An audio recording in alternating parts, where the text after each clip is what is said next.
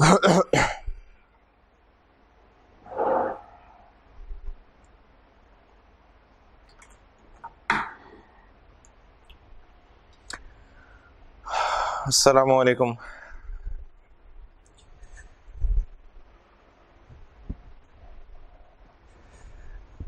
हाँ जी, ठीक ठाक होंगे सारे। और अभी तक ना सिर्फ एक स्टूडेंट ने मुझसे सस्टेनेबिलिटी के बारे में पूछा था, और वो भी जो पेज पे पहला पैराग्राफ लिखा ना, वो बस। और मैंने सस्टेनेबिलिटी पढ़ने को कहा था कोई 2 क्लासेस पहले।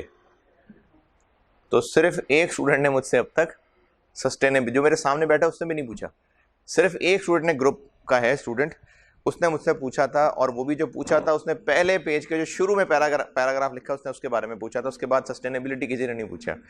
तो या तो आप लोग पढ़ नहीं रहे या सबको सब समझ आ रहा है, लेकिन पहली वाली अजम्पशन ज़्यादा वैलिड लग रही है मुझे। ठीक है, ना पढ़े ना पढ़े। मैंने बताया था एक स्टूडेंट मेरा बड़ा लाइक बच्चा था, 46 पे फेल हो गया था। 6 नंबर का सस्टेनेबिलिटी का सवाल आया था जो उसने नहीं किया हुआ था।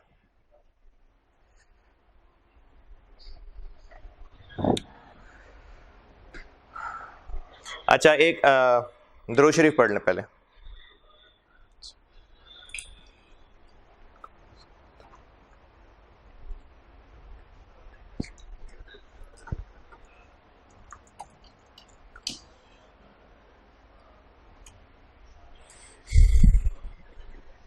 अच्छा, कल एक मैंने सवाल दिया था, उससे पहले एक सवाल मैंने बोर्ड पे किया था। उसमें ना एक गलती ये हो गई थी कि मैंने सवाल में लिखवाया था 8200 और सोल्यूशन करते करते मैंने उसको 18200 कर दिया था। तो या तो सोल्यूशन चेंज कर लीजिएगा, उसको 18 की जगह 8200 कर लीजिएगा, या अगर आपको लग रहा है कि नहीं कैलकुलेशन चेंज करनी पड़ेगी तो फिर ऐसा करें, सवाल के अंदर कल जो मैंने बोर्ड पे किया था ना, ये लेवल 3 का, जब मैंने क्लोजिंग वर्किंग प्रोसेस बताया, तो मैंने बोर्ड पे एक सवाल किया था। एक तो होमवर्क लिखवाया था, एक उससे पहले सवाल किया था। उसमें मैंने सवाल के अंदर इनपुट लिखवाया था 10,000 units, closing working process 1800 units थे, और आउटपुट मैंने 8200 यूनिट्स बताए थे। लेकिन जब सोल्यूशन कर रहा था तो वो 8200 की बजाय मैंने गलती से 18200 से सोल्यूशन कर दिया था। तो आपकी मर्जी है, चाहे आप सोल्यूशन चेंज कर लें, चाहे आप इनपुट को 10 की बजाय 20,000 कर लें, और जो आउटपुट दिया हुआ था उसको 8200 की जगह 18200 कर लें, तो फिर सोल्यूशन सही हो जाएगा। तो या तो सोल्यूशन ठीक कर लें या सवाल ठीक कर लें। अच्छा, अब जो सवाल होमवर्क दिया था, किया होगा, इक्विवेलेंट प्रोडक्शन कहा था निकालने को।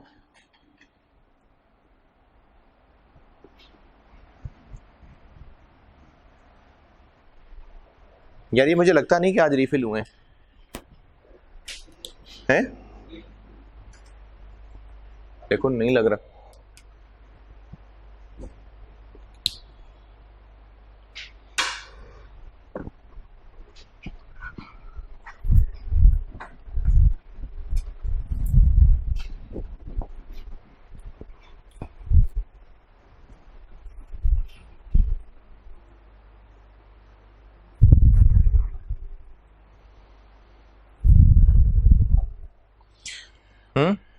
चलो, ये है ना।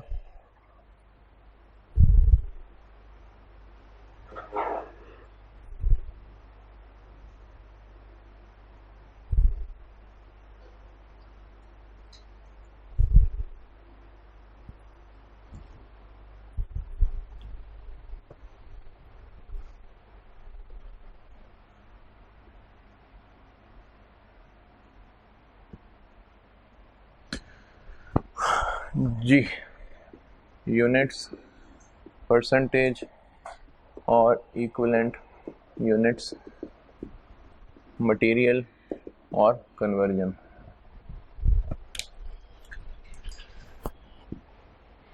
कंप्लीटेड यूनिट्स नहीं किए यार रिफिल, मुझे नहीं लगता।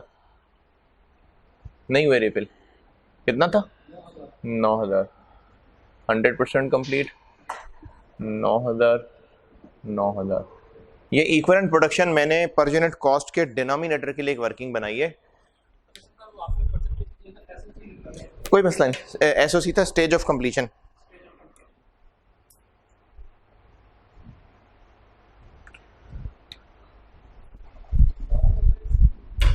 मुझे नहीं लगता रिफिल हुआ, भिजवा दें चाहे, या खैर है बात, अभी यहाँ पड़े हुए हैं ना।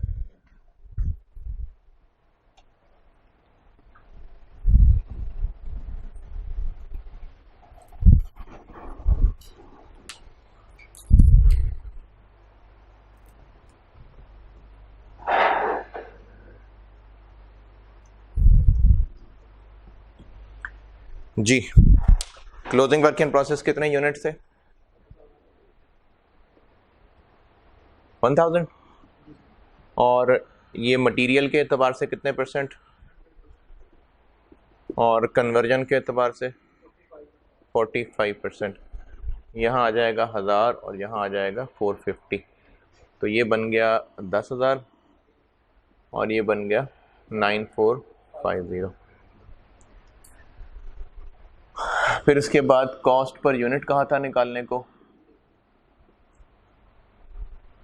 मटेरियल और कन्वर्जन, जिसमें न्यूमरेटर है मटेरियल कितना 120,000, कन्वर्जन कितनी 170,000 और डिनोमिनेटर 10,000 और 9450 और कॉस्ट पर यूनिट निकल आई 12 और 17.99। ये होमवर्क दिया था और ये आपने किया होगा और सही ही कर लिया होगा।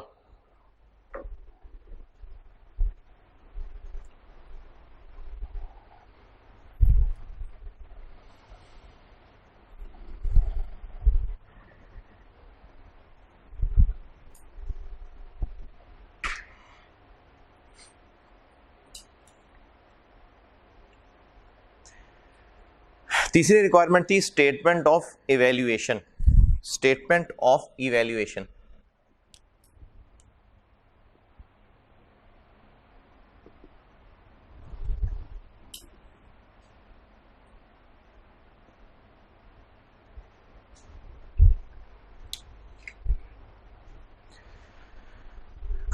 स्टेटमेंट ऑफ इवैल्यूएशन क्या चीज़ है, इसकी मिसाल मैं क्रिकेट की एक चीज़ से देता हूँ। टेस्ट मैच हुआ करते हैं, एक चीज़ टेस्ट मैच का स्कोर कार्ड देखा, जब डे एंड होता है, स्टंप्स जब बिल्कुल डे एंड हो जाता है, तो स्कोर कार्ड लिखा आ रहा होता है जो उस दिन का स्टेटस होता है। उस दिन का स्टेटस क्या, कौन कौन बैट्समैन आउट होके जा चुके हैं और जो जा चुके हैं उन्होंने कितना स्कोर किया है, और कितने बैट्समैन, दो ही होंगे, कितने क्या, दो ही बैट्समैन होंगे जो अभी क्रीज पे मौजूद हैं। दोबारा सुने, जब टेस्ट मैच का डे खत्म होता है तो स्कोर कार्ड जब लिखा आता है तो स्कोर कार्ड में लिखा आ रहा होता है कि जो जो बैट्समैन जा चुके हुए हैं उनके सामने उनका स्कोर लिखा होता है, कंप्लीटेड एंड ट्रांसफर्ड आउट, और जो दो बैट्समैन अभी क्रीज पे मौजूद होते हैं उनके आगे वो स्टार लगा होता है कि भी नॉट आउट है, या ब्रैकेट में लिखा होता है नॉट आउट है, और उनके सामने स्कोर कितना होता है जितना उन्होंने अभी डे एंड तक किया हुआ है। लेकिन क्या वो आउट होके जा चुके हुए हैं? नहीं, वो अभी इस वक्त क्रीज पे मौजूद हैं, लेकिन चूंकि पीरियड एंड आ गया था तो उनका कार्ड सामने बन गया। ये उस दिन की मैच की स्टेटस रिपोर्ट है। दो चीजें दोबारा बता रहा हूं, कितने आउट होके जा चुके, कितना स्कोर कर करके, और दो जो क्रीज पे अब भी मौजूद हैं। स्टेटमेंट ऑफ इवैल्यूएशन एक ऐसी ही स्टेटस रिपोर्ट है।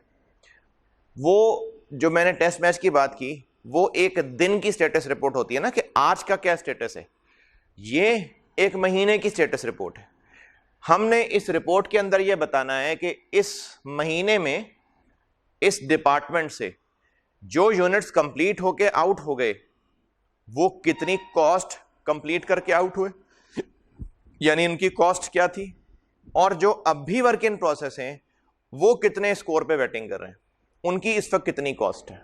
दोबारा सुनिए, स्टेटमेंट ऑफ इवैल्यूएशन इस महीने की इस प्रोसेस की रिपोर्ट है कि जो महीना एंड हुआ है, क्या महीना मैंने बताया था सवाल में, जून जुलाई मई क्या मई, ये जो मई का महीना एंड हुआ है, इस मई के महीने की इस प्रोसेस 1 की एक स्टेटस रिपोर्ट है कि कितने यूनिट्स कंप्लीट होके प्रोसेस 1 से आउट हो गए, और आउट हो गए तो कितनी कॉस्ट लेके आउट हुए, और जो अब भी क्रीज पे मौजूद हैं यानी क्लोजिंग वर्क इन प्रोसेस, उनकी कितनी कितनी कॉस्ट लग चुकी हुई है।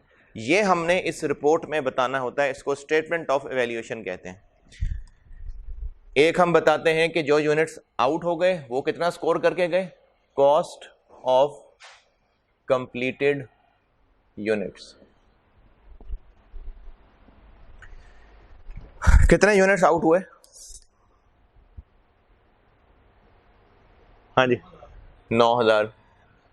और 9000 की अगर हम कॉस्ट देखना चाहें तो 9000 यूनिट्स में 12 रुपए का मटेरियल लगा हुआ है, और कन्वर्जन कितनी लगी हुई है, ये 17.99। तो 12 प्लस 17.99, तो जो यूनिट्स कंप्लीट होके आउट हो गए उनकी कितनी टोटल कॉस्ट है। ये पर यूनिट कॉस्ट इसीलिए तो निकाली थी ताकि यूनिट से मल्टीप्लाई करें तो टोटल वैल्यू आ जाएगी। कितनी इनके per unit cost, total cost, sorry.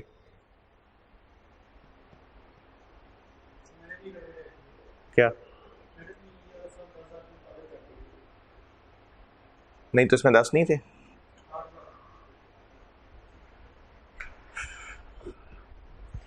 इस सवाल में मैंने क्या लिखवाया था डाटा?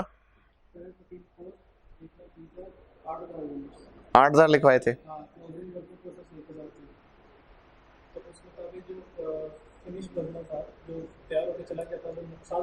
हाँ,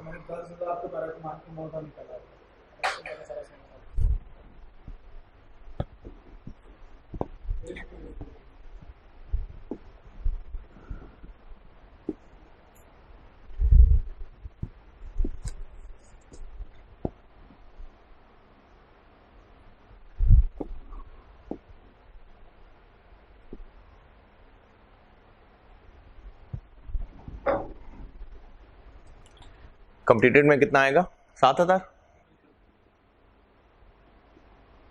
ये हो जाएगा 8000, और ये 7450। ये क्वेश्चन का डाटा चेक कर लें दोबारा। मैंने डायरेक्ट मटेरियल कॉस्ट बताई थी 1,20,000 और ब्रैकेट में कहे थे units 8000। Closing work in process 1000 units थे, तो इसका मतलब है कि आउटपुट हो गए 7000। तो वो 7000 वो गलती हो गई थी डाटा में एक, तो ये आंसर है अब सही। तो यहां पर आ जाएगा 8000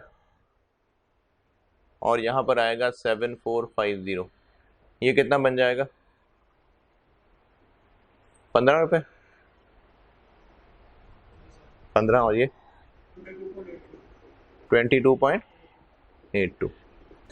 पर यूनिट कॉस्ट 2 डेसिमल तक रखिएगा।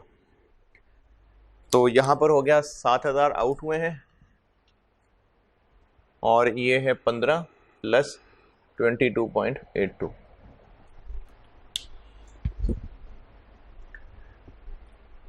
कितने हो गए,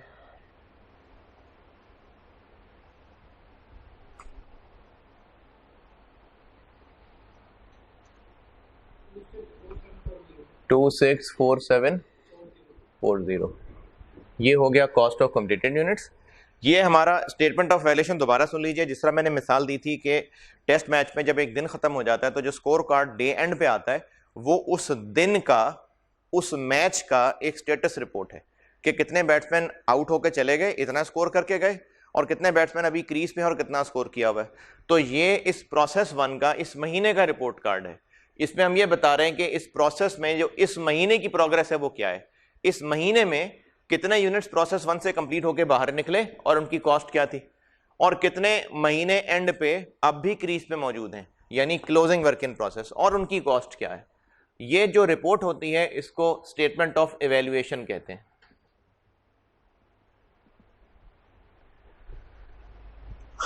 जो क्लोजिंग वर्क इन प्रोसेस हैं यानी 1000 यूनिट्स, उनकी कॉस्ट कैसे निकालूं मैं नूर? इन 1000 यूनिट्स की कॉस्ट कैसे निकालूं?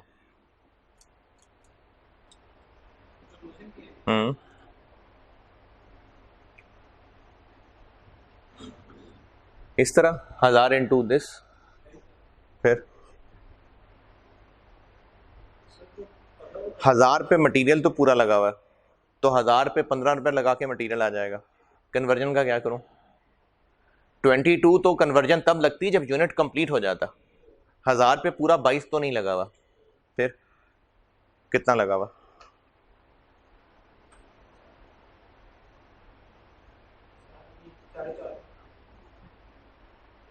नहीं, 4.5 तो यूनिट्स है ना, इक्विवेलेंट यूनिट्स है। मैंने पूछा है कि जब एक यूनिट कंप्लीट हो जाता है तो 15 रुपए का मटेरियल लग चुका होता है और 22 की कन्वर्जन लग चुकी होती है, तभी इन 7000 पे ये दोनों लग चुके थे। अब जो 1000 यूनिट्स हैं वो कंप्लीटेड नहीं है, लेकिन मटेरियल उनमें पूरा लगा हुआ है, तो मटेरियल के लिए 1000 इंटू 15, कन्वर्जन पूरी नहीं लगी हुई, तो कन्वर्जन कॉस्ट कैसे निकालें इसकी?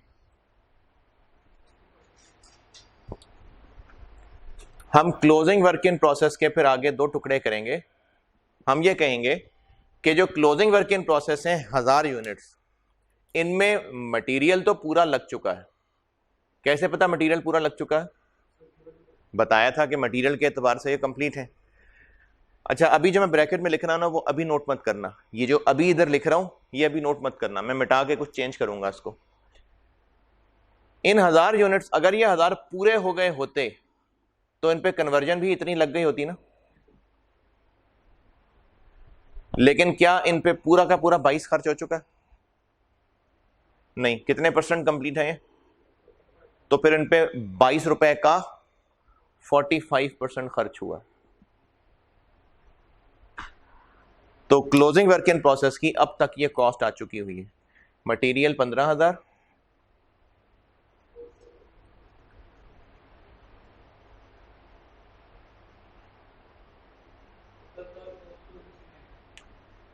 टू 69 69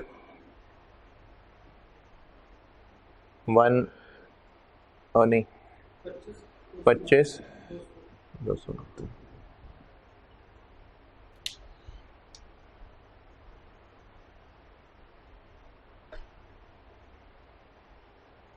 ये दोबारा देखिए, स्टेटमेंट ऑफ इवैल्यूएशन है कि जो यूनिट्स बन गए या जो बचे रह गए मंथ एंड पे, इस प्रोसेस की क्या स्टेटस रिपोर्ट है। तो उस रिपोर्ट में हम ये बताएंगे कि जो फॉर द मंथ थी, जिस तरह मैं टेस्ट मैच की बात कर रहा था, वो फॉर द डे रिपोर्ट होती है, ये फॉर द मंथ है। हम ये बता रहे हैं कि इस महीने में प्रोसेस 1 से इतने यूनिट्स पास होके आउट हो गए जिनकी इतनी कॉस्ट है, और मंथ एंड पे इतने अब भी प्रोसेस 1 में पड़े हुए हैं, उन 3 की कॉस्ट है। ये स्टेटमेंट ऑफ वैल्यूएशन है। बनाना किस तरह है? ये जो पर यूनिट कॉस्ट निकाली थी, ये हमने इस मंथ के डाटा को यूज करके निकाली थी ना, तो जो 7000 यूनिट्स पास आउट हो गए उन पे इतने रुपए का मटेरियल और इतने रुपए की कन्वर्जन लगी हुई है, क्योंकि हमने ये कॉस्ट पर कंप्लीटेड यूनिट ही निकाली हुई है, ये इनकी टोटल कॉस्ट है। और जो यूनिट्स अब भी वर्क इन प्रोसेस हैं उन पे इतने रुपए मटेरियल लग चुका हुआ है, कन्वर्जन पूरी नहीं लगी। 22 तो तब है जब कंप्लीट हो जाता तो 22 रुपए की कन्वर्जन लगती, लेकिन ये 1000 यूनिट्स अभी 45% कंप्लीट हैं, अब इन पे और काम होना है, तो कन्वर्जन भी फिर कितनी खर्च हो चुकी हुई है? 22 का 45%। तो closing work in process 1000 units की अभी इस वक्त इतनी कॉस्ट है, और ये अलग है, ये अलग है, इनका ग्रैंड टोटल नहीं करना, बस वो अलग हिसाब है, ये अलग हिसाब है।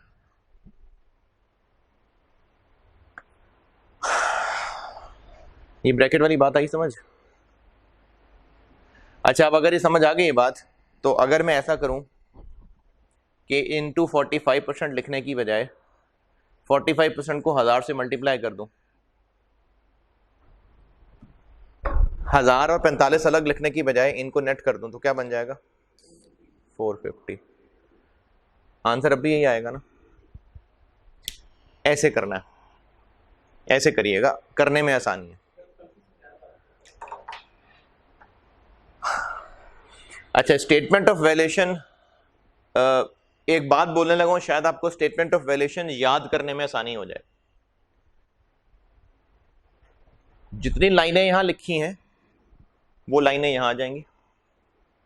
मैं जो बोल रहा हूं ना उसको समझें, शायद याद करने में आसानी हो जाए। समझाई है मैंने स्टेटमेंट ऑफ वैल्यूएशन, लेकिन याद कर लेंगे तो आसानी हो जाएगी।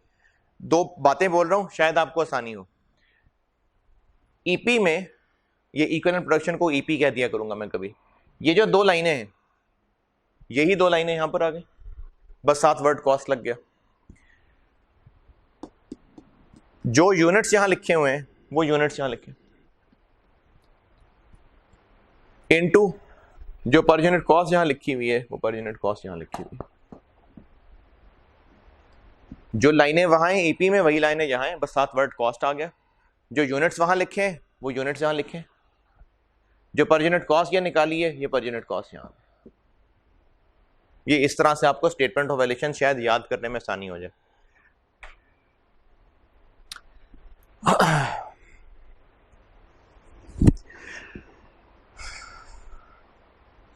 चलें एक सवाल और कर दें, फिर मैं इसके बाद आपको लेवल 4 पे लेके जाता हूं।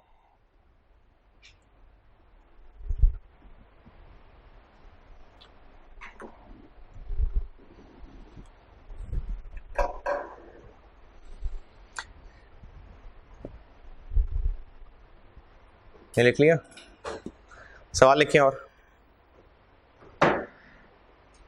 Following data relates to process 1 for the month of जुलाई।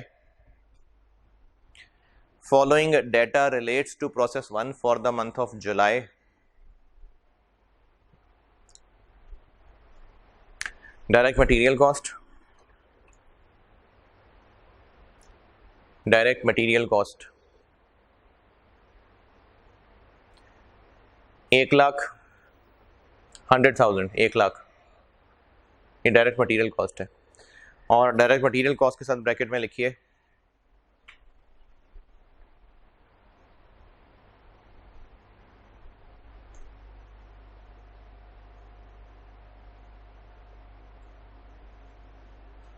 बल्कि नहीं, इसके साथ ब्रैकेट में मत लिखिए, आगे लिखिए direct labour cost. Direct labour cost 80,000 80,000। Actual FOH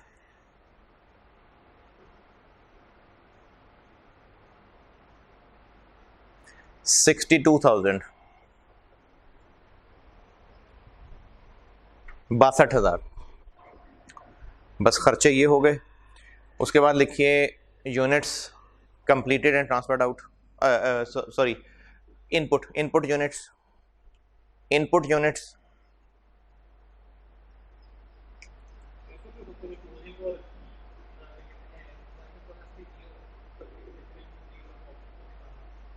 opening तो है ही नहीं, बिल्कुल हो सकता है। बहुत वैरायटियां वर्क इन प्रोसेस कॉस्टिंग में, बहुत कुछ है। और ये ऐसा टॉपिक है, इसको जितना इसमें गुंजरें डालना चाहें डलती जाएंगी, इतना कॉम्प्लिकेटेड टॉपिक है। लेकिन हम तो उसी लेवल तक रहेंगे जिस लेवल तक एग्जाम में हुआ है, वरना ये बहुत कॉम्प्लिकेटेड हो सकता। तो इस पर फिर पूरे 4 महीने भी लगाए जा सकते हैं पढ़ाते पढ़ाते, लेकिन जितना एग्जाम लेवल है बस उतना काफ़ी है। क्या लिखा है? इनपुट यूनिट्स हैं 8,000 8,000। क्लोजिंग वर्क इन प्रोसेस है 1,000। और इस क्लोजिंग वर्क इन प्रोसेस 1,000 के साथ ब्रैकेट में लिखिए 60%, 60% मटीरियल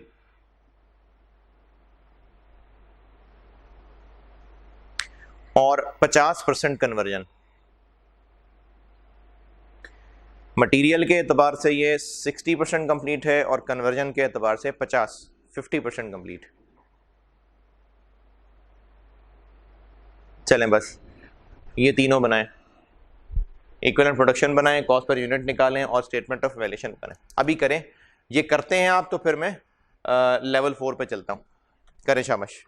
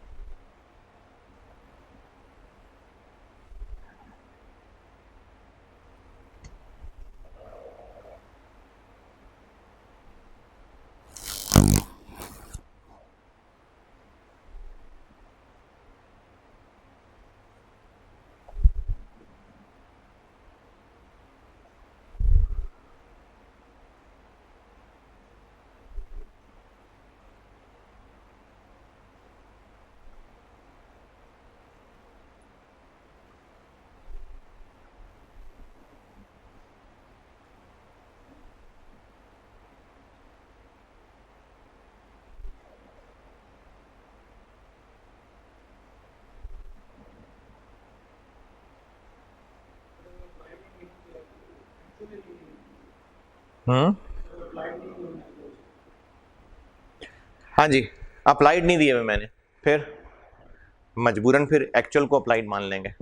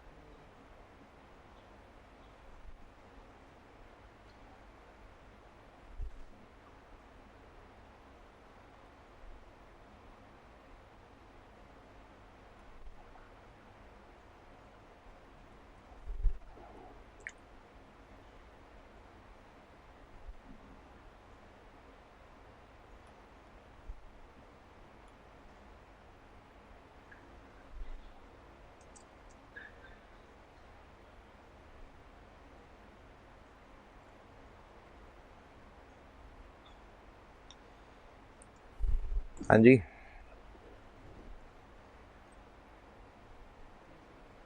डन, जल्दी जल्दी जल्दी जल्दी।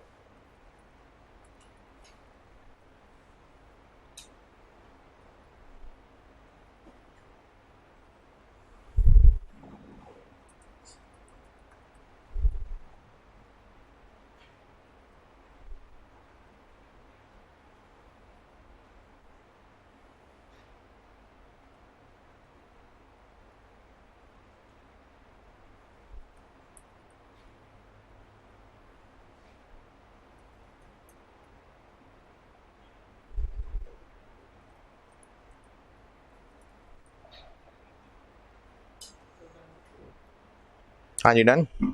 चल, बाकी जिन लोगों ने नहीं किया वो भी लेक्चर यहाँ रोकें और उसको पहले पूरा करें। ये तो 7,000 ही है ना।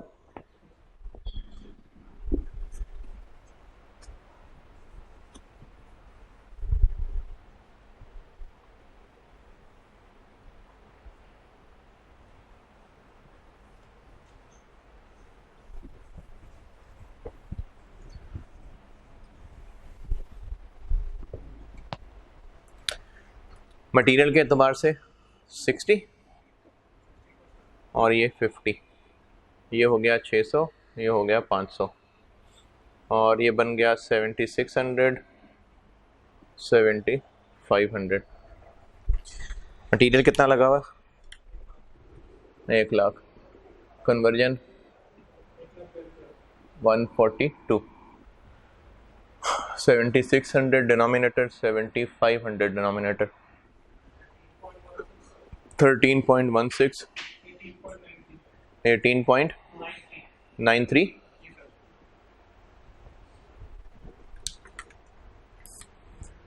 7,000, 13.16 प्लस 18.93। मटेरियल में 600 इंटू 13.16 और कन्वर्जन में 500 इंटू 18.93। आगे मल्टीप्लाई तो ठीक लिख लिया होगा करके। चलें, क्लोजिंग वर्क इन प्रोसेस इतना काफ़ी है, अभी आगे भी आएगा। क्लोजिंग वर्क इन प्रोसेस रहेगा।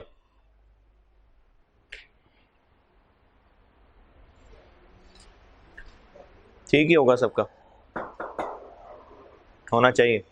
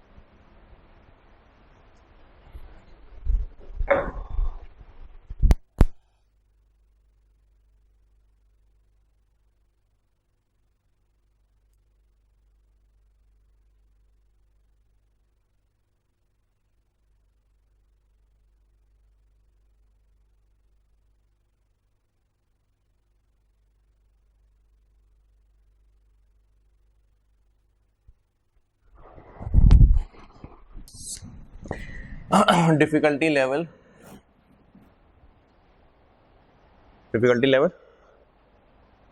4।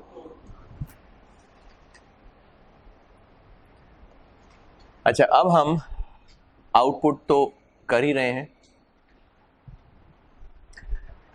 लॉसेस अभी फिलहाल नहीं है और क्लोजिंग वर्क इन प्रोसेस भी है। यहाँ तक कल किया था और अब हम इसमें ओपनिंग वर्क इन प्रोसेस भी ले आते हैं। आउटपुट तो है ही, लॉसेस मैंने फिलहाल अभी गायब कर लिए थे, क्लोजिंग वर्क इन प्रोसेस भी है और ओपनिंग वर्क इन प्रोसेस भी है, और फिर लेवल 5 में जाके मैं लॉसेस भी ले आऊंगा। तो ये एक आस्ता आस्ता मैंने step by step difficulty level बढ़ाते बढ़ाते आपको ये कैलकुलेशन सिखाई है।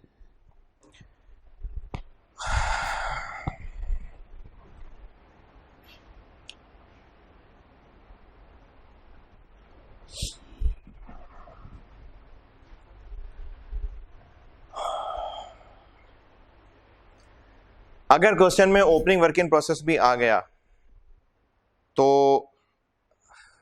क्या करना पड़ेगा आपको, इसका कॉन्सेप्ट समझिए पहले, जो मैं यहां इधर गन मन करने लगा हूं, ये चीज बस समझ लिया करें। जो मैं आपको प्रॉपर हेडिंग देके करा रहा होता ना, ये तो आपके साफ सुथरे नोट्स हैं जो बनाया करें।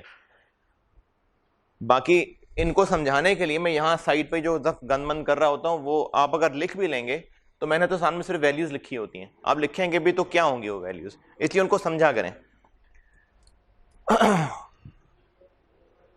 जब मे एंड हुआ था तो प्रोसेस 1 में क्लोजिंग वर्क इन प्रोसेस था 3000, ऐसी खुद ही बनाया डाटा। ये क्या थे 3000, क्या इंटरप्रिटेशन है इनकी? ये पूरा महीना प्रोसेस में पड़े रहे और फिर वहीं पड़े रह गए, फिर हाँ उसी वक्त ही पहुंचे थे कहीं। तो जो प्रोडक्शन प्रोसेस है वो शायद 2 4 5 6 घंटे का है, लेकिन हम लोग चूंकि for the month total activities लेके, टोटल डाटा लेके इस्तेमाल करके पर यूनिट निकाल रहे होते हैं, तो इसलिए आपको total input for the month दिया होता है। अगर इसका इनपुट 10,000 यूनिट था तो इसका मतलब ये नहीं कि 10 के 10,000 इकट्ठे आए थे, इसका मतलब है कि हो सकता है 2 3 300 करके 1000 करके आए थे, लेकिन टोटल फॉर द मंथ इतने यूनिट्स इनपुट हुए थे। तो 3000 की इंटरप्रिटेशन क्या है कि ये अभी शायद 2 घंटे पहले ही मशीन में डले थे, लेकिन 31 में रात 12 बज गए और हमें क्लोजिंग करनी थी, तो इसलिए उनको क्लोजिंग वर्क इन प्रोसेस कह दिया। और अगले ही लम्हे क्या बन जाएंगे वो, किसके? नेक्स्ट पीरियड के। तो अब जून के महीने के एतबार से यही 3000 ओपनिंग वर्क इन प्रोसेस कहलाए।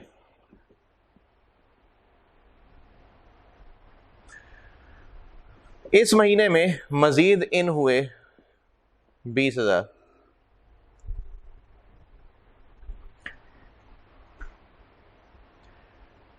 फिर इस मंथ एंड पे क्लोजिंग बच गए 1200। जून के महीने का आउटपुट कितना?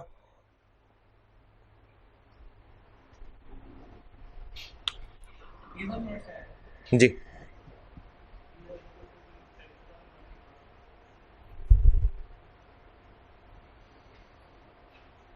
21,800। 21,800 कैसे? इस प्रोसेस में 12:01 1 जून रात को 3000 यूनिट्स पहले ही मशीन में थे, क्योंकि एक लम्हे पहले वो मई के क्लोजिंग थे तो वो मशीन के अंदर ही पड़े हुए थे ना, अगले ही लम्हे जून शुरू हो चुका था, तो वही 3000 जो मशीन में उस वक्त पड़े हुए थे वही जून के ओपनिंग कहलाए। अब वो 3000 तो मशीन में पड़े हुए हैं, जून में उन पे तो काम हो ही रहा है, उसके अलावा जून में टोटल जो इनपुट और हुआ वो 20,000 हुआ।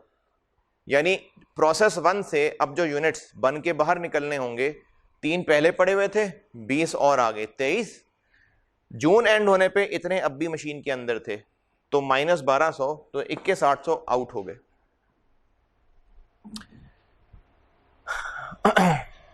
ये जो 21,800 आउट हुए हैं ये इन 20,000 में से ही है, सिर्फ 3,000 भी तो होंगे ना, जो पहले जून के शुरू में मशीन में पड़े हुए थे वो तो निकले ही होंगे ना बाहर, तो ये 3,000 इसमें होंगे, और इस 20 में से 1200 बचे रह गए मंथ एंड पे, तो बाकी 18,800। ये जो आउट 21,800 हैं ये 21,800 कुछ इस तरह से होगा कि 3,000 ये कंप्लीट हुए होंगे और उस 20 में से 1200 रह गए। नहीं, अभी मैंने वर्ड नहीं बोला 5 होगा, फिजिकली यही हुआ होगा ना, जो प्रोसेस में मशीन में पहले पड़े हुए थे पहले वो बन के निकले होंगे, और इस 20 में से एंड पे 1200 बचे रह गए, तो बाकी 18,800 आउट हो गए होंगे, तो मिला के ये 21,800 बन गया। फिजिकली तो मोस्ट प्रॉब्ली ऐसे ही हुआ होगा। हाँ, एक्सट्रीम एक्सेप्शन ऐसा हो सकता है कि हम ये किसी कस्टमर के लिए स्पेशल यूनिट्स बना रहे थे, जो 3,000 यहां थे वो अब भी वर्क इन प्रोसेस हो, यानी वो जो फर्नीचर कस्टमर का बनाना शुरू किया था वो अब भी वर्क इन प्रोसेस है, ऐसा हो सकता है। लेकिन सवालों में इसके चांस बहुत कम है, प्रैक्टिकली भी चांस बहुत कम है। तो ये 3,000 तो बन ही गए होंगे, इनमें से 1,200 रह गए होगा, इस तरह से ये 21,800 बने। ये जो 3,000 यूनिट्स हैं, इन पे मटेरियल जून के महीने में लगा है या मई में लग चुका था? मई में लग चुका था। उस वक्त जो मटेरियल की कॉस्ट हुआ करती थी, जरूरी है कि जून में भी मटेरियल उतना ही महंगा आ रहा था? नहीं। यानी इन 3,000 में जो मटेरियल कॉस्ट लगी है वो इस 20,000 से डिफरेंट हो सकती है। इसी तरह पिछले महीने में इस पे थोड़ी बहुत कन्वर्जन तो हो चुकी हुई थी, जितनी भी हुई थी हो चुकी थी ना। उस वक्त जो लेबर का, गैस का, ओवरहेड का खर्चे का रेट चल रहा था, जून में भी वही महंगाई होगी या फर्क हो सकती? फर्क हो सकती। तो मसला क्या आ गया? मसला ये आ गया कि जो 21,800 हैं, इनमें से 3,000 भी हैं जिन पे हो सकता है खर्चे किसी और तरह लगे हों, और इनमें ये नए 20 भी हैं, इनमें हो सकता है खर्चे और लगे हों। यानी इन पे लगने वाले मटेरियल ओवरहेड्स का रेट कुछ और हो, इस पे लगने वाले मटेरियल कन्वर्जन का रेट्स कुछ और हो, ऐसा हो सकता है। तो इसकी कॉस्टिंग में थोड़ा सा मसला आ जाएगा। इसी तरह ये जो 1,200 हैं, ये सिर्फ इनमें से हैं या इनमें से भी हो सकते हैं? लॉजिकली, बल्कि लॉजिकली नहीं, जनरली और एग्जाम्स में भी हमेशा ऐसे ही हुआ है कि ये, बल्कि शायद देखो पता नहीं कोई 25-30 साल पुराना सवाल किसी ने मुझे दिखाया था, शायद, मुझे भी कंफर्म नहीं हुआ, पास पेपर का था। बहरहाल ऐसा हुआ है कभी कि इसमें से क्लोजिंग बचे हुए थे, लेकिन वो शायद किसी ने सवाल बना दिया हो, बस बना दिया हो, वरना अब ऐसा ही होता है कि इसी में से क्लोजिंग बचे होते हैं। प्रॉब्लम दोबारा सुन लें, ये जो 21,800 हैं, ये दो तरह के यूनिट्स हैं, इनमें से भी हैं और इनमें से भी हैं। जो क्लोजिंग है मोस्ट प्रॉब्ली तो इसमें से है, हो सकता है इसमें से भी कोई हो। तो मसला क्या आ गया? मसला ये आ गया कि हमने स्टेटमेंट ऑफ इवैल्यूएशन में क्या करना है? स्टेटमेंट ऑफ इवैल्यूएशन नहीं, अभी तक क्या सीखा? अभी तक क्या सीखा स्टेटमेंट ऑफ इवैल्यूएशन में? कंप्लीटेड और क्लोजिंग। तो हमें इनकी कॉस्ट निकालनी है ना। अब इनकी कॉस्ट में मसला क्या आ गया कि इसमें इतने यूनिट्स हैं जिनका मटेरियल डिफरेंट हो सकता है, इनका मटेरियल डिफरेंट हो सकता है, यानी अब डिफरेंट डिफरेंट कॉस्ट्स आ गई। इस मिसाल को यहीं रोक के आपकी बचपन की अकाउंटिंग में चलते हैं। आपने IS2 इंट्रो में पढ़ा था, अगर मुख्तलिफ यूनिट्स मुख्तलिफ दौर में खरीदे गए हों और ईयर एंड पे उन मिक्सचर में से बचे पड़े हैं और देखने में भी सब एक जैसे हैं, तो हम क्लोजिंग स्टॉक की वैल्यू कैसे निकालते हैं? हमें तो नहीं पता कि कौन से वाले हैं जो 2 महीने पहले खरीदे थे या वो है जो 4 महीने पहले खरीदे थे, देखने में सब एक जैसे हैं। तो क्या हल किया करते थे इंट्रो में? दो मेथड थे, एक FIFO और एक वेटेड एवरेज। तो यहां पर भी दो मेथड्स हैं, उन दोनों को एक एक करके सिखाता हूं।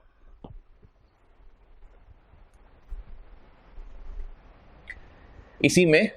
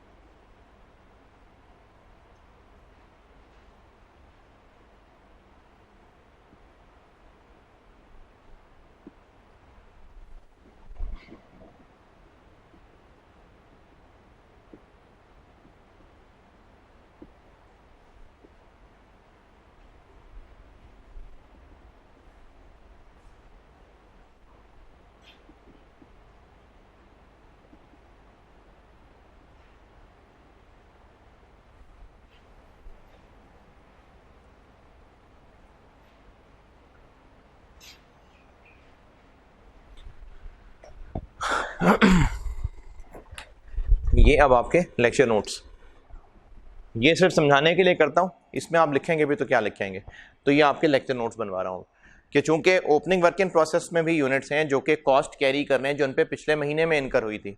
मैंने लिखा है since opening work in process units also carry some cost incurred in previous period which may be different from current period cost, therefore one of the following methods are used is used. 1, weighted average method or FIFO method.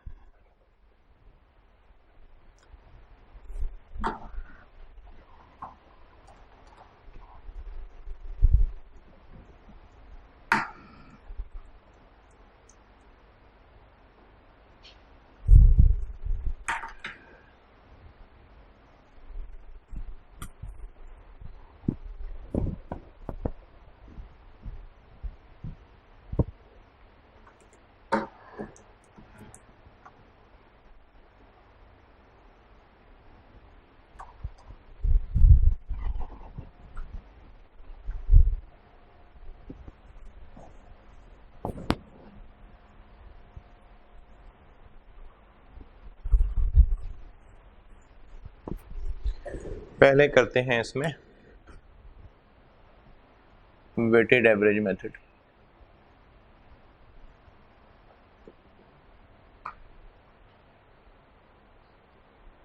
पहले weighted average method करते हैं। अच्छा, level 4 तक, level 3 तक क्या क्या workings, क्या क्या स्टेटमेंट सिखा चुका हूं। इक्विवेलेंट प्रोडक्शन निकालना सीख चुके हैं। इक्विवेलेंट प्रोडक्शन क्यों आएगा? क्योंकि वर्क इन प्रोसेस है और वो 100% से कम स्टेज है, इसलिए इक्विवेलेंट प्रोडक्शन लानी पड़ेगी। कॉस्ट पर यूनिट 2 टुकड़ों में कर चुके हैं हम। क्यों 2 टुकड़ों में कर चुके हैं? क्योंकि मटेरियल और कन्वर्जन की स्टेज ऑफ कंप्लीशन फर्क थी। तो जब भी वर्क इन प्रोसेस आया उसमें चूंकि स्टेज ऑफ कंप्लीशन 100 से कम होगी तो हमें ईपी बनानी पड़ेगी, और ईपी जब भी बनानी पड़ेगी तो कॉस्ट पर यूनिट भी अलग अलग कंपोनेंट्स में निकलेगी। और स्टेटमेंट ऑफ इवैल्यूएशन सीख चुके हैं, तो उन्हीं को मैं अब ये बताता हूं कि ओपनिंग आने से उन तीनों पे क्या फर्क पड़ेगा। तो जहां तक बात है इक्विवेलेंट प्रोडक्शन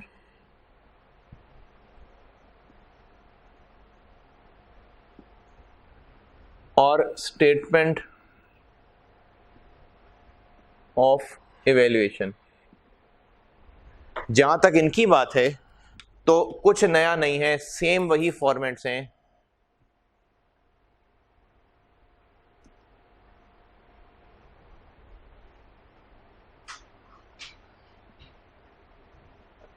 जो हम सीख के आए हैं।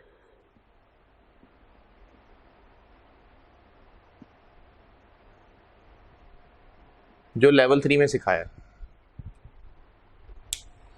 सेम वही है जो लेवल 3 में सिखाया।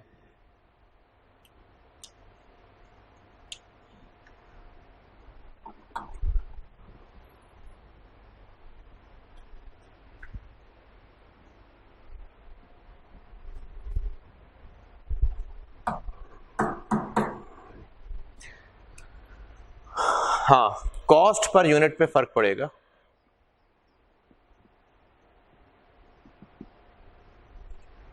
अब तक हमने 3 चीजें सीख ली हुई हैं। एक इक्विवेलेंट प्रोडक्शन स्टेटमेंट बनानी सीख ली है, एक कॉस्ट पर यूनिट की वर्किंग सीखी है जिसमें हम मटेरियल और कन्वर्जन का अलग अलग कॉलम बना रहे थे। अब ये ऐसे ही चलेगा आगे। और एक स्टेटमेंट ऑफ इवैल्यूएशन सीख ली है। तो स्टेटमेंट ऑफ इवैल्यूएशन और इक्विवेलेंट प्रोडक्शन में वेटेड एवरेज मेथड में कोई नया काम नहीं होगा, वही है जो अब तक लेवल 3 में सीखा था। हाँ, कॉस्ट पर यूनिट में फर्क पड़ेगा। कॉस्ट पर यूनिट में क्या फर्क पड़ेगा?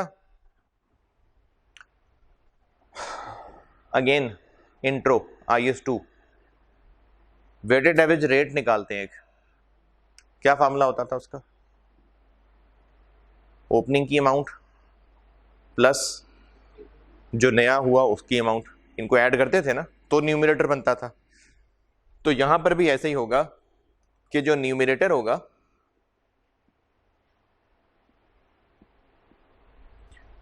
मटेरियल का और कन्वर्जन का, उसमें ओपनिंग के साथ अमाउंट आ जाएगी ये दी होगी सवाल में, ये सवाल में दी होंगी, और जो करंट पीरियड का खर्चा है वो भी आ जाएगा, ये भी सवाल में दिया होगा। ये होगा न्यूमरेटर।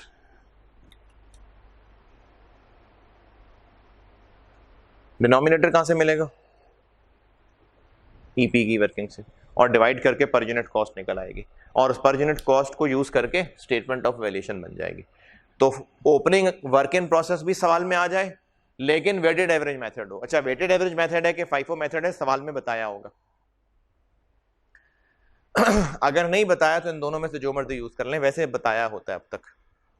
तो वेटेड एवरेज और फाइफो मेथड, और इसमें इक्विवेलेंट प्रोडक्शन और स्टेटमेंट ऑफ वैल्यूएशन जो सिखाया अब तक लेवल 3 में, सेम वही फॉर्मेट्स हैं, सब कुछ वही है, वही लाइनें हैं, लेकिन कॉस्ट पर यूनिट में फर्क ये पड़ेगा कि जो न्यूमरेटर हम निकालते थे वो अब ये दो लाइनों से मिलके बनेगा, क्योंकि वेटेड एवरेज का यही कॉन्सेप्ट है ना कि ओपनिंग की अमाउंट प्लस जो नया आया उसकी अमाउंट, उनकी अमाउंट को मिला के एक नया रेट निकालते हैं, तो ये वही दोनों मिलाएं।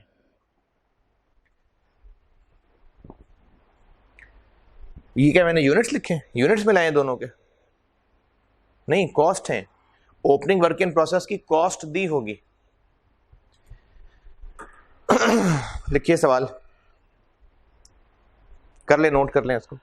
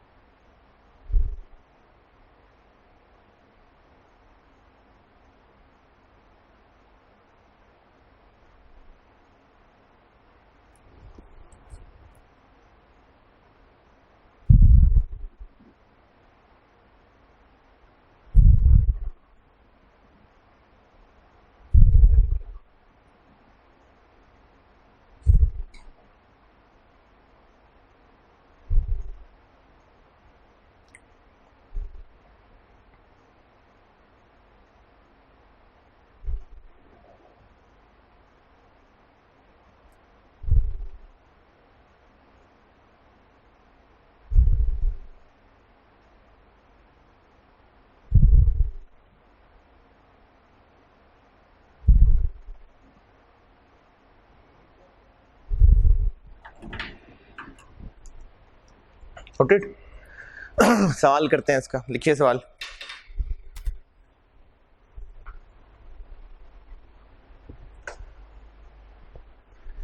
Following data relates to process 1.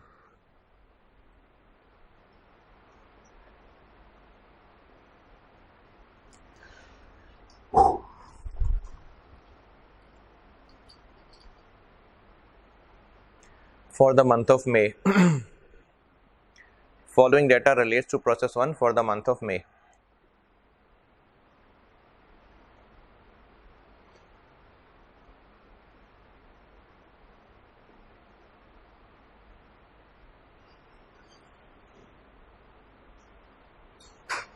Following data relates to process 1 for the month of May. अच्छा, अब इस फॉलोइंग डेटा में एक लिखें पहले, opening work in process. Opening work in process, opening work in process के नीचे लिखें 2000 यूनिट्स, 2000 यूनिट्स, 2000 यूनिट्स हैं, और ब्रैकेट में लिखिए 100% मटेरियल और 60% कन्वर्जन। 100% मटेरियल और 60% कन्वर्जन।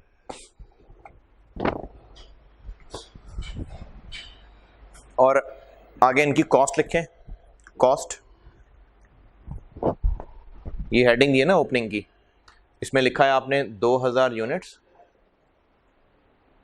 100% मटेरियल और 60% कन्वर्जन, ये लिख लिया।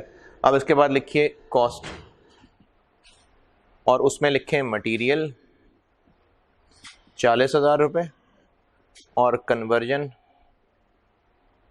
70,000 रुपये। ये मई का ओपनिंग वर्क इन प्रोसेस का डेटा है। अच्छा देखें ज़रा अपने, मुझे खैर आप कैमरे से क्या जवाब देंगे, खुद ही अपने ज़मीर को जवाब दीजिएगा। ये फिगर्स कैसे बनी होंगी? चलो अभी तो मैंने आपको बता दी, लेकिन ये फिगर्स कैसे बनी होंगी? ओपनिंग वर्क इन प्रोसेस की कॉस्ट कैसे बनी होगी? ये कैसे निकली होगी 4070 की फिगर? जो पिछले महीने की स्टेटमेंट ऑफ एवेल्यूएशन बनी थी उसमें जो cost of closing work in process निकाली गई होगी, ये वो है। जो हमने स्टेटमेंट ऑफ वैल्यूएशन तो बनानी सीखी है ना, तो जो पिछले महीने की स्टेटमेंट ऑफ वैल्यूएशन थी उसमें जो cost of closing work in process आ रहा था, ये वही फिगर्स हैं। तो वही फिगर्स अगले महीने का ओपनिंग बन गया, इस सवाल में मैंने दे दिया। अच्छा ये हो गया ओपनिंग वर्क इन प्रोसेस। अब अगली सब हेडिंग दें, current period.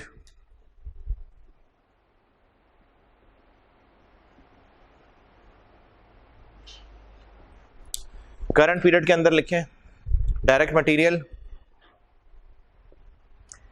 Direct material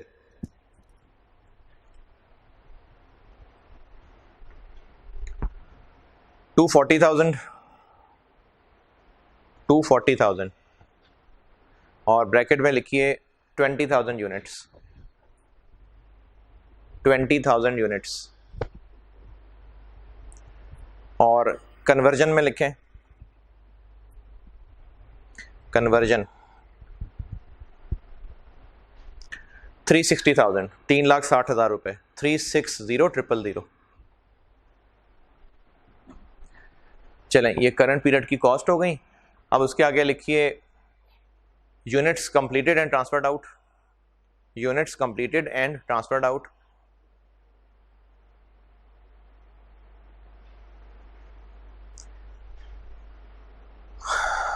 $19,000 closing work in process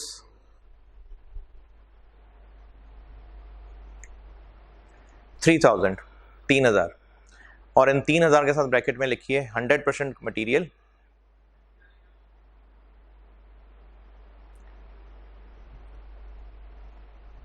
और 70% कन्वर्जन। 100% मटेरियल और 70% कन्वर्जन।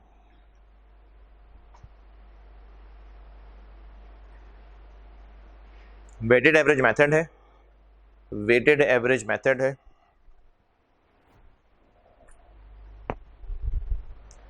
और इसकी रिक्वायर्ड हैं तीनों चीज़ें, equivalent production, cost per unit और स्टेटमेंट ऑफ एवेल्यूएशन। अच्छा ये मैं तो कर दूंगा, लेकिन ये जो मैंने यहाँ सिखाया, देखते हैं पहले आप अपनी अकल लगाइएगा। ये जो आपको यहाँ गाइड कर दिया है, इधर मैंने किया है गाइड, पहले आपने ट्राई करना है इसको। तो आप लेक्चर यहीं रोकिए और पहले आप इस सवाल को सॉल्व करिए। मैं तो बेटा बोर्ड पे कर ही दूंगा, लेकिन आपने पहले लेक्चर यहीं रोक के इस सवाल को करना है। चले करें, शाबाश।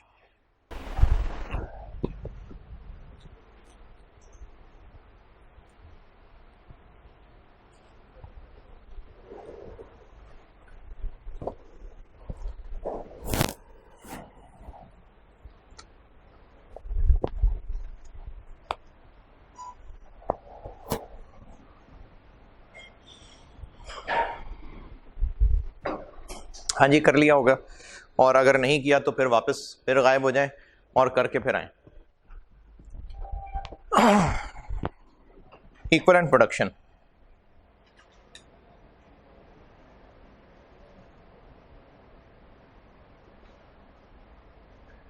यूनिट्स, परसेंटेज और इक्विवेलेंट यूनिट्स।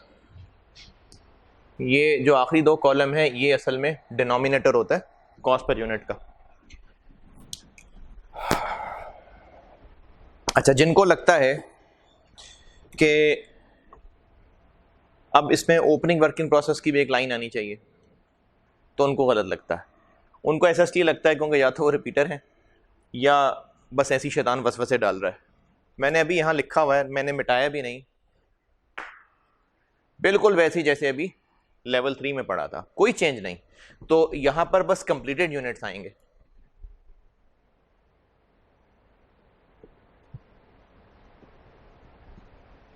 बस कंप्लीटेड यूनिट्स। अच्छा, कंप्लीटेड यूनिट्स कितने हैं? 7,000, 2,000, 9,000, कितने? 19,000। यहाँ पर आएगा 19,000 और ये तो है ही मुकम्मल, तो यहाँ भी 19 और यहाँ भी 19। जिन बच्चों को ये फील हो रहा है कि नहीं सर ये तो आप गलत कर रहे हैं, ओपनिंग वर्क इन प्रोसेस की लाइन भी आनी चाहिए, तो नहीं आनी चाहिए। हाँ, आपको अगर ये लग रहा है और आप रिपीटर हैं तो आपके जहन में ना फाइफो मिक्स हो रहा है, तो आप हौसले सब्र से बैठिएगा। वेटेड एवरेज पढ़ा लूँ, फाइफो भी, तो मैं इन सबके रीजन बताऊंगा। अभी तो ये ना कि हम सवाल कर रहे हैं, एक बार सवाल गुजर जाए हाथ से, फिगर सामने आ जाए, फिर मैं इंशाल्लाह इस पर तसल्ली दूंगा आपको। क्लोजिंग वर्क इन प्रोसेस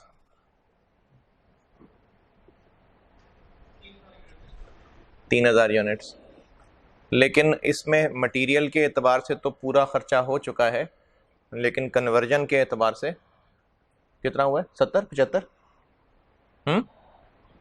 क्या 70? तो यहाँ आ जाएगा 3,000 पूरा और यहाँ आ जाएगा 2,100, तो ये बन गया 22 और ये बन गया 21,100। अब निकालते हैं कॉस्ट पर यूनिट, मटेरियल और कन्वर्जन।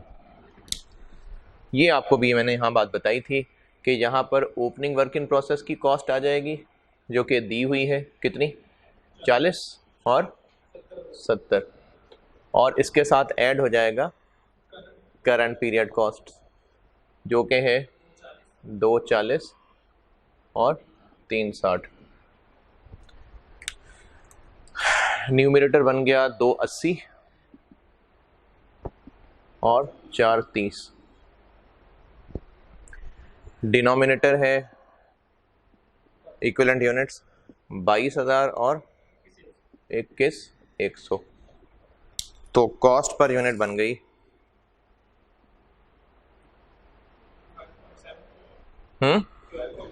12.73, 20.38। सही है, चलो सही है, गुड। और statement of evaluation, same calculation, same format.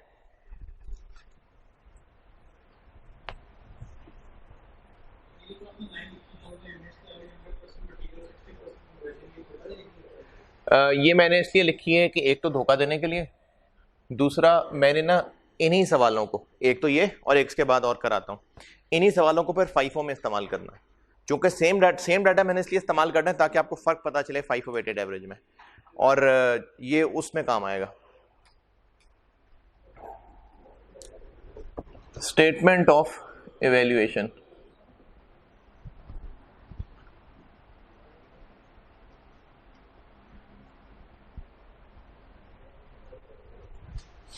Statement of evaluation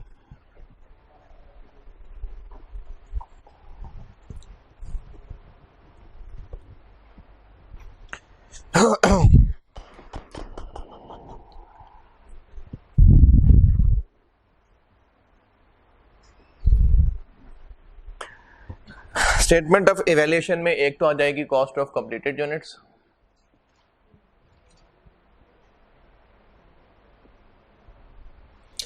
cost of completed units क्या होगी? 19,000 इंटू 12.73 प्लस 20.38, कितनी?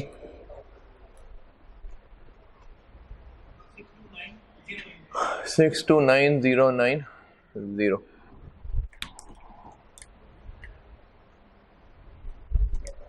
और एक होगी कॉस्ट ऑफ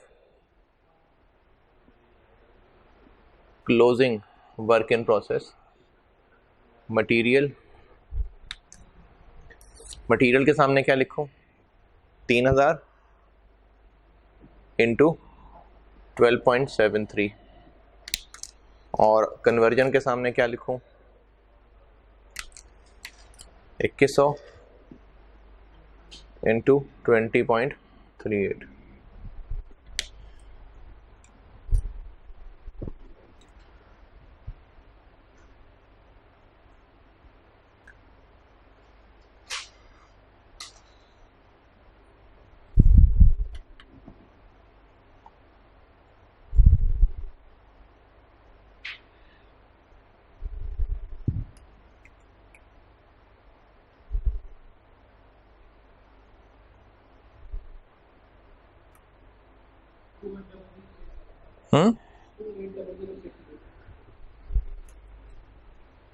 मटीरियल के सामने 280060 ज़्यादा नहीं हो गया?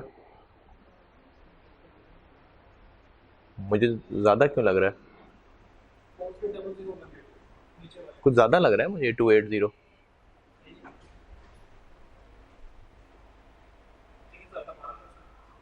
12% नहीं है, 12×36, 12×36, ये तो और ज़्यादा है।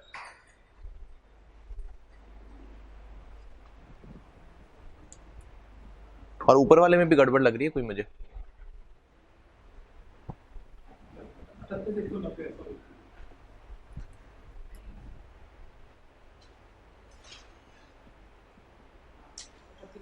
ऊपर वाला ठीक है, ठीक। और ये नीचे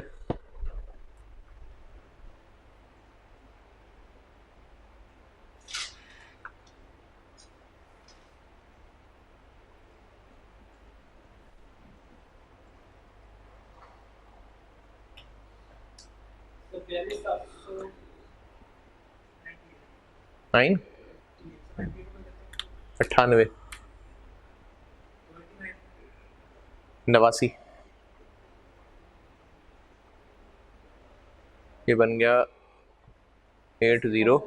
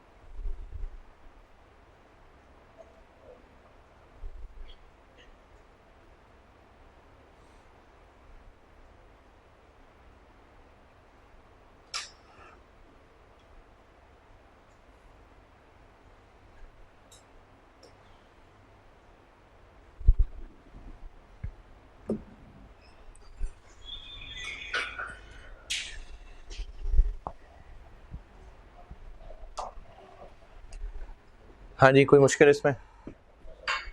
सही।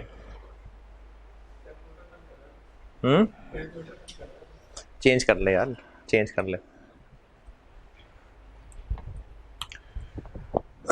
चलिए और प्रैक्टिस करते हैं इसकी। लिखिए सवाल।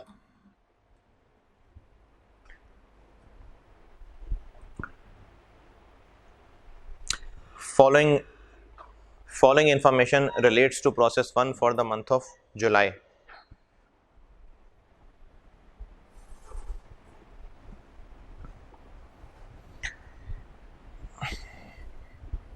Following information relates to process 1 for the month of July.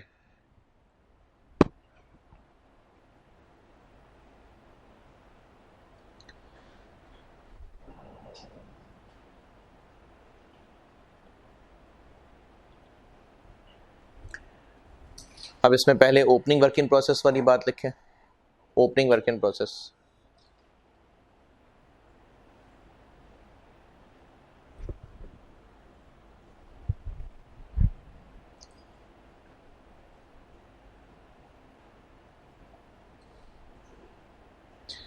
Opening work in process में लिखिए 1500 यूनिट्स, 1500 यूनिट्स, और ब्रैकेट में लिखें 70% मटेरियल, 70 और 60% कन्वर्जन। अच्छा, इसमें आपके जहन में सवाल ये आना चाहिए कि जब मैं इसको इस्तेमाल ही नहीं कर रहा ओपनिंग वर्क इन प्रोसेस की परसेंटेज को, तो फिर मैं लिखवा क्यों रहा हूँ? तो मैंने आपको कल फाइफो करवाना है, उसमें करूँगा इस्तेमाल, और यही सवाल मैं फाइफो में इस्तेमाल कर लूँगा, तो इसलिए मैं डाटा कंप्रिहेंसिव लिखवा रहा हूँ। ओपनिंग वर्क इन प्रोसेस बताया मैंने कितना, 1500 यूनिट्स, आगे उनकी मटेरियल 70% और कन्वर्जन 60%। ओपनिंग की कॉस्ट लिखें, मटेरियल की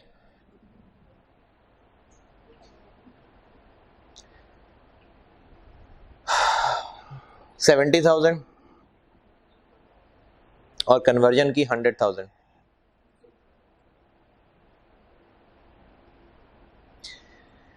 मटेरियल की 70,000 और कन्वर्जन की 1,00,000। चलें, ये ओपनिंग का डाटा हो गया। अब उसके बाद करंट पीरियड का डाटा लिखें।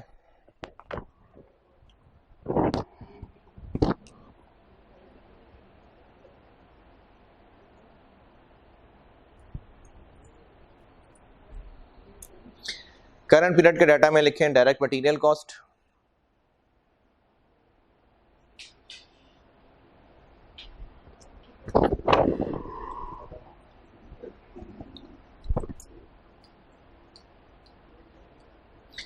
$450,000, 4.5 लाख।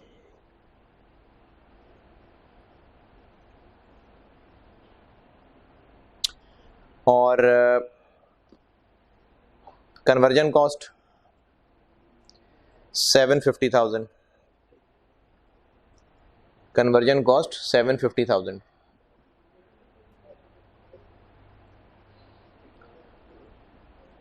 अच्छा, ये खर्चे हो गए। इसके बाद लिखिए इनपुट 9,000 यूनिट्स। अच्छा, पिछले सवाल में मैंने मटेरियल के साथ ब्रैकेट में यूनिट्स लिखवाए थे या अलग से बताए थे? लिखवाए थे ना। अच्छा, ये भी ना आगे कुछ क्लासेस में ये भी साइंस बताऊंगा कि कभी मैं मटेरियल के साथ ब्रैकेट में यूनिट्स लिखवा देता हूँ और कभी मैं उनके साथ ब्रैकेट में यूनिट्स नहीं लिखवा रहा और अलग से इनपुट बता रहा हूँ। इसकी भी साइंस है एक। अच्छा, क्या कहाँ तक पहुँचे? इनपुट। अब अभी वाला सवाल, इनपुट है 9,000 units,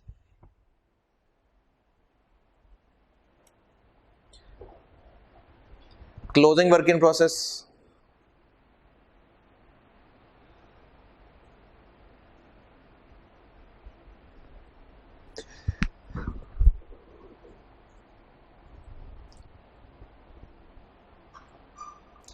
closing work in process हैं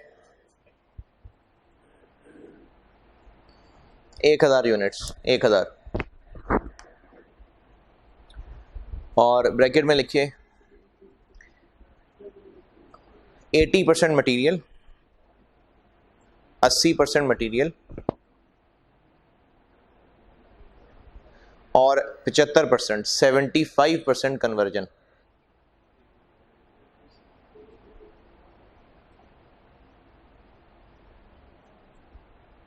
बस। और इसकी रिक्वायरमेंट है यही तीनों: equivalent production, cost per unit और statement of evaluation. Weighted average method है,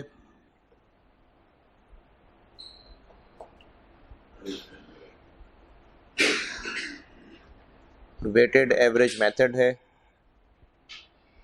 और ये तीनों स्टेटमेंट्स बना के लाइएगा। ये होमवर्क है। अच्छा, ये करके ही अगली क्लास सुनिएगा, क्योंकि मैं इसमें कुछ और चीज़ों की रीजंस, लॉजिक एक्सप्लेन करूंगा और जब वेटेड एवरेज में तसल्ली हो गई तो फिर मैं FIFO कराऊंगा। तो अगली क्लास में ये करके बैठे हो आप। जब अगली क्लास सुनने बैठेंगे तो उसको करके भी आइएगा।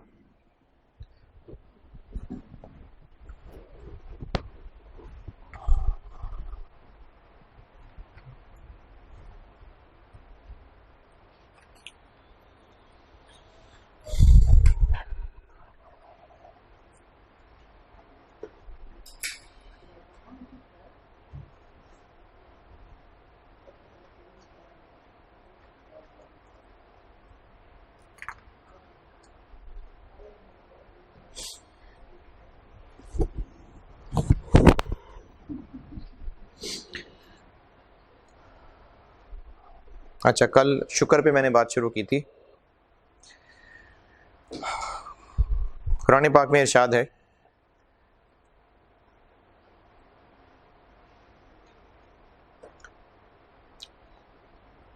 सूरह लुकमान में,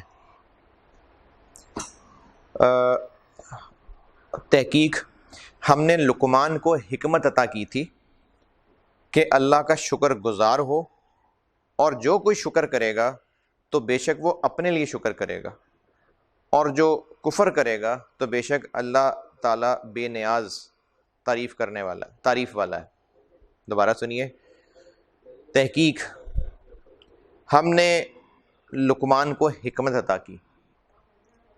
अब ये जो तहकीक का वर्ड है ना, ये लक़द अरबी में इस्तेमाल होता है, ये वहाँ पर आ रहा होता है जब अल्लाह ताला इसमें सर्टेनिटी ला रहे होते हैं। तहकीक हमने लुकमान को हिकमत अता की थी कि अल्लाह का शुक्रगुजार हो, यानी उनको हिकमत अता की थी, समझदारी अता की थी कि उससे अल्लाह का शुक्र अदा करे। तो अल्लाह का शुक्र अदा करना हिकमत की बात है, समझदारी की बात है। समझदारी की क्यों बात है? और जो कोई शुक्र करेगा तो बेशक वो अपने लिए शुक्र कर रहा होगा, और जो कुफर करेगा तो फिर बेशक अल्लाह ताला बेनियाज और तारीफ वाला है। तो उससे पहले भी मैंने जिक्र किया था, उसमें अल्लाह ने शुक्र करने का फरमाया था कि शुक्र करने वाले बनो, शुक्र करो। और अब हजरत लुकमान का जिक्र आ रहा है कि उनको हिकमत अता की थी कि वो शुक्र करते थे। कल मुलाकात होगी इंशाअल्लाह। अल्लाह हाफिज़।